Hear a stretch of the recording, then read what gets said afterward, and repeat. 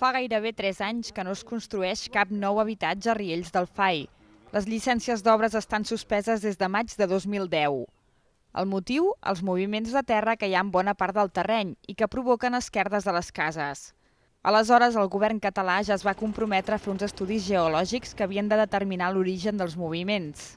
3 anys després, l'alcalde de Bigues i Riells torna a reivindicar la necessitat d'aquests treballs que ha de fer l'Institut Geològic. I així ho ha demanat el delegat del govern. No vol dir que no es pugui acabar construint, però esclar, necessitem tenir la seguretat tècnica de com s'haurà de perquè realment siguin les cases que no d'aquí 10 anys després de construir no s'esquerdin.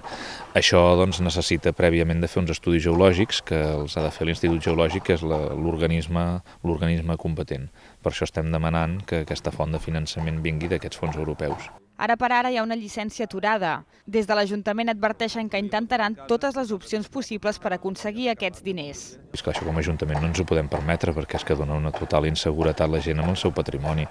I també considerem que les fonts han de venir de supramunicipals, és a dir, d'organismes superiors, que per això estan els organismes superiors i per això hi ha l'Institut Geològic, perquè és que si no seria absurd que nosaltres tinguéssim un geòleg pel nostre Ajuntament. Les cases més afectades, com aquesta, es troben prop del centre cívic de Riells i a les urbanitzacions Can Castanyer i Boscos de Riells.